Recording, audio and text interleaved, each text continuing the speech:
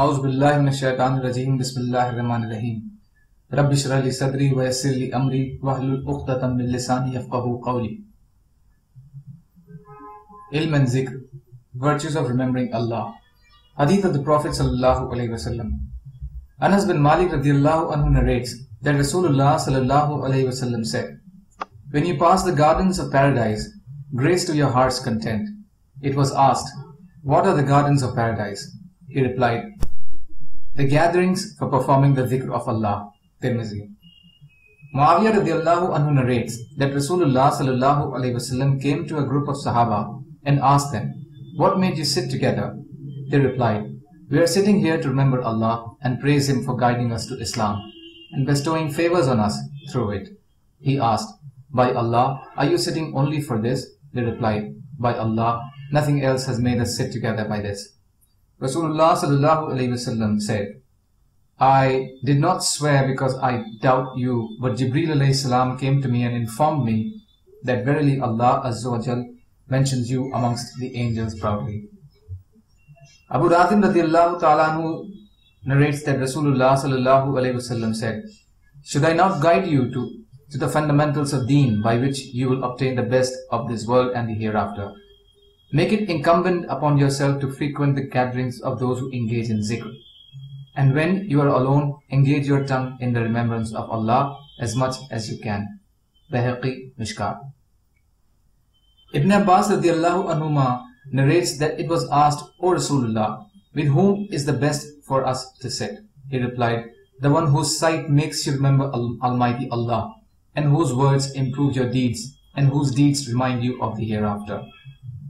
Anas bin Malik radiyallahu anhu narrates that Nabi sallallahu alayhi wasallam said, "A person who remembers Allah and his eyes overflow due to the fear of Allah, such that a few tears fall on the ground, Allah Ta'ala will not punish him on the day of resurrection." Mustadrak Hakim. Abu Umama radiyallahu anhu narrates that Rasulullah sallallahu alayhi wasallam said, "Nothing is dearer to Allah than 2 drops on and 2 marks.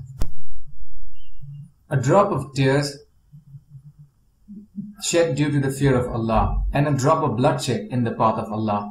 Regarding the 2 marks that are, a mark received in the cause of Allah, mark of the wound, signs of walking in the path of Allah, a layer of dust, etc., and a mark caused in observing one of the obligatory commandments of Allah, as for example mark of prostration or a mark attained during the journey of Hajj, etc."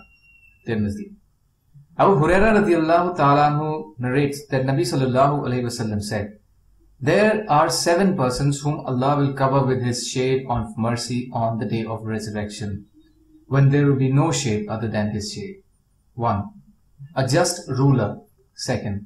A young man who grows up worshipping Allah. 3. A man whose heart is attached to the masjid. 4. 2 men who love one another for the sake of Allah, meeting thus and separating thus.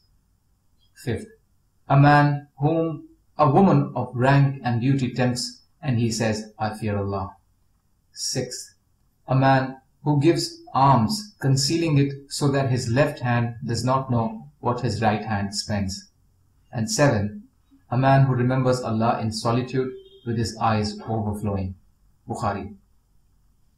Abu Hurairah radiyallahu ta'ala anhu narrates that Nabi sallallahu alayhi wasallam said, "If people sit in gatherings in which they do not do the dhikr of Allah nor send salawat on the Prophet, such a gathering becomes a cause of dismay and loss for them. If Allah wills, He will punish them, and if He wills, He will forgive them." Tirmidhi. Abu Hurairah radiyallahu anhu narrates that Nabi sallallahu alayhi wasallam said, "If anyone sits in a place and does not remember Allah there, then this sitting will cause him a loss from Allah, and if anyone lies down in a place and does not remember Allah, then this will cause him a loss from Allah." Abu Hurairah radiyallahu anhu narrates that Nabi sallallahu alayhi wasallam said, "If people sit together without doing the zikr of Allah and without sending salawat on Nabi sallallahu alayhi wasallam, then this gathering will be cause of regret for them on the day of resurrection, even though they might enter paradise as a reward for their good deeds." Ibn Hibban. Abu Hurairah radiallahu anhu narrates that Nabi sallallahu alayhi wasallam said, "There is not a people who disperse from an assembly where they did not remember Allah, except that it is as if they had stood up from the decaying corpse of a donkey, and it will be a cause of regret for them on the day of resurrection." Abu Dawud. No, the assembly will be a cause of regret means that usually there is always a time when some useless and senseless conversation takes place in gatherings, which can become a severe cause of interrogation from Allah.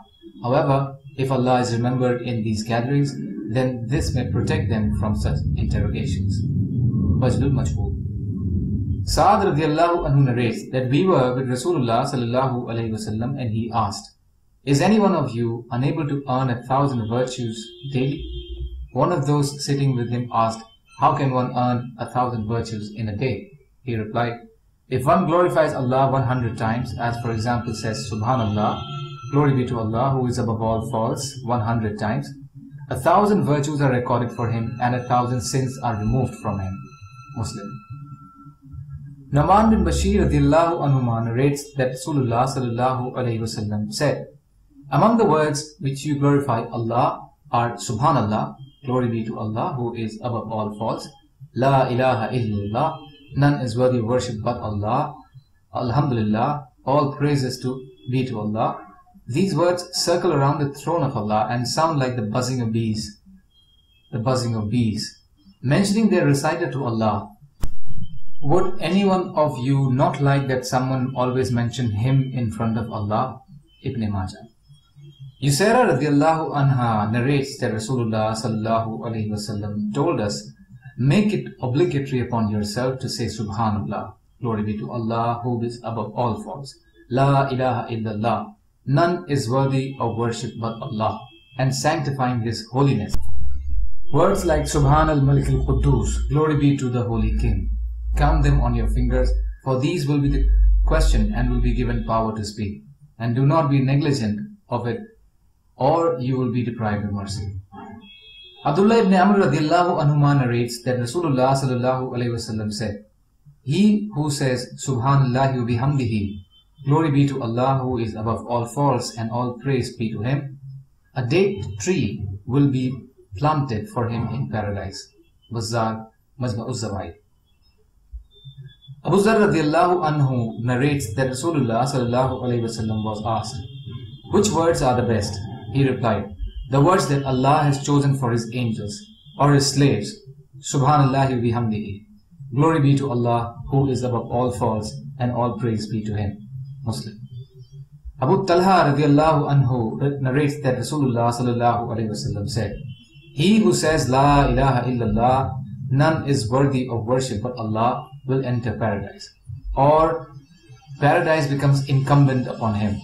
And the one who says Subhanallahi wa bihamdihi, glory be to Allah who is above all faults and all praise be to him, 100 times, then 124,000 virtues are written for him."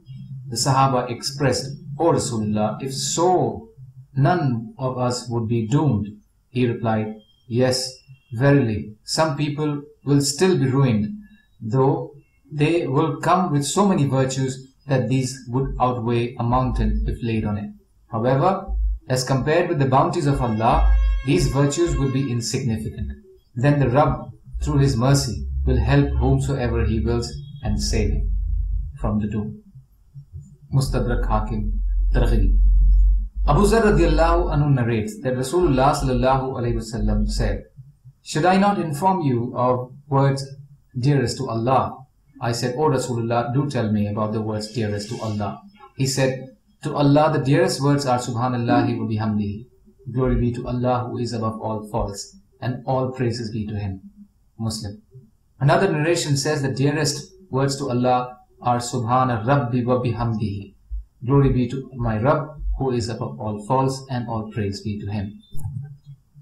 Jabir radiallahu anhu narrates that Nabi sallallahu alayhi wasallam said, "He who says Subhanallahi al-Azimi wa bihamdihi, glory be to Allah who is above all faults, the incomparably great, and all praises be to Him, a date tree is planted for him in paradise." Abu Hurairah radiallahu anhu narrates that Nabi sallallahu alayhi wasallam said, Two sentences beloved to Ar-Rahman are the most beneficent, and they are very light on the tongue as well, but are very heavy on the scale. And these are Subhanallahi bihamdihi, Subhanallahil Azim. Glory be to Allah who is above all faults, and all praise be to Him. Glory be to Allah who is above all faults, the incomparably great. Bukhari. Subhanallahi bihamdihi, Subhanaka Allahumma bihamdika, Ashhadu an la ilaha illa anta, astaghfiruka wa atubu ilayk. Subhanaka rabbil izzati amma yasifun, wa salamun alal mursaleen, walhamdulillahi rabbil alameen. Birahmatika ya arhamar rahimin. La ilaha illallah Muhammadur Rasulullah.